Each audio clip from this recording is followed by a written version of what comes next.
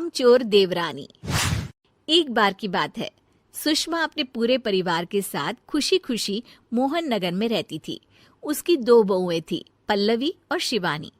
एक दिन दोनों बहुएं रसोई में काम कर रही होती है कि तभी उनकी सास सुषमा उन्हें बुलाती है। अरे बहू, जरा इधर तो आना। शिवानी, जरा जाकर देखना सासू माँ क्या कह रही हैं। दीदी आप ही देख लो ना जाकर, आपको भी तो सुनाई दे रहा है। अरे मैं आटा गूंद रही हूँ ना, तुम चली जाओ। हाँ तो मैं भी तो सब्जी काट रही हूँ ना दीदी। अरे बहू जल्दी आओ। ओफो, ये तो जाएगी नहीं। मैं ही जाकर देखती हूँ कि क्या करना है। पल्लवी सुषमा के कमरे में जाती है। जी मम्मी जी, क्या हुआ? शाम को घर पर कुछ मेहमान आने वाले हैं, तो तुम अच्छा सा खाना बना लेना बहू। ठीक है मम्मी जी, आप बता दीजिए क्या क्या बनाना है और कितने लोग आ रहे हैं। सुनील की मौसी जी और उनका पूरा परिवार आ रहा है। कुल मिलाकर 3 लोग और हमें मिलाकर हुए 9 लोग। तो अभी से ही तैयारी करना शुरू कर दो। और हाँ, घर की सफाई भी कर देना, हाँ अच्छे से। जी मम्मी जी, सब काम हो जाएगा, आप चिंता मत कीजिए। पल्लवी शिवानी को घर में मेहमान आने वाले हैं इसके बारे में बताती है। क्या 9 लोगों का खाना बनाना होगा, घर की सफाई करनी है?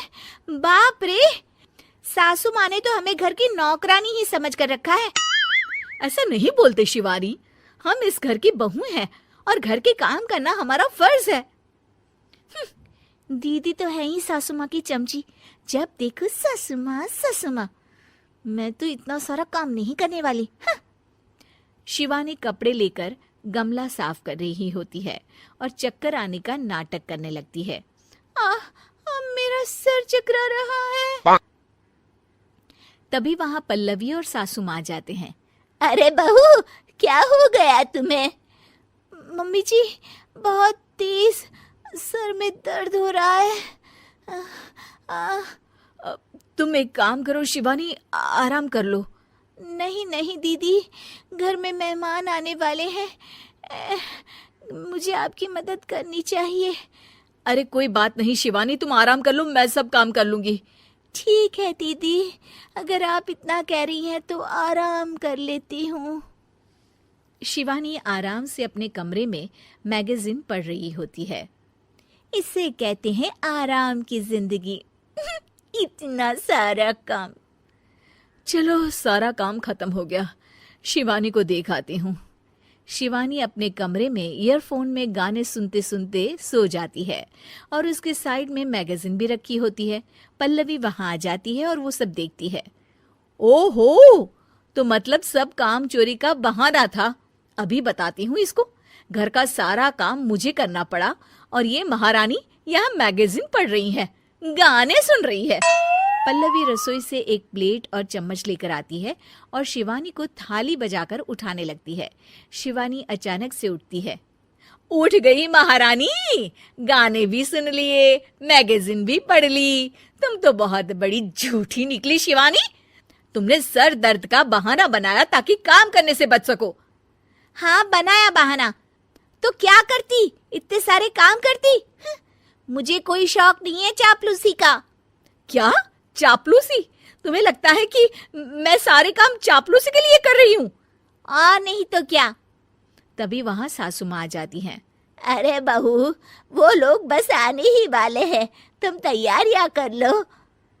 जी सासू माँ, तुझे तो मैं बाद में देखती हूँ।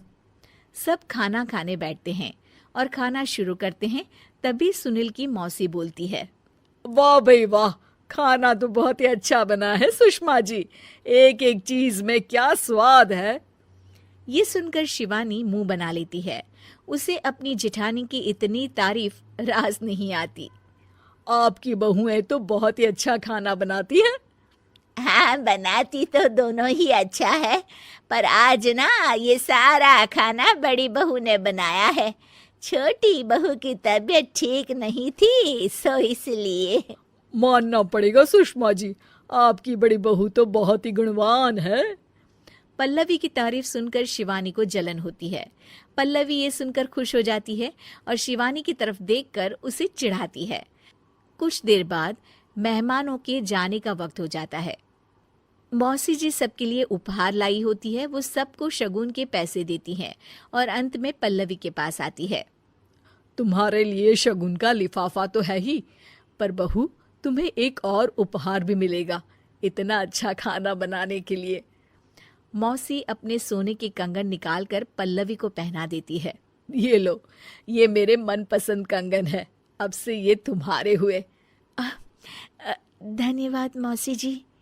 ये देखकर शिवानी तो पूरी तरह से जल जाती है और गुस्से से रसोई में चली जाती है। तभी वहां पल्लवी आ जाती है और उसे अपने कंगन दिखाने लगती है। देवरानी जी, अब आपका सर दर्द ठीक तो है ना?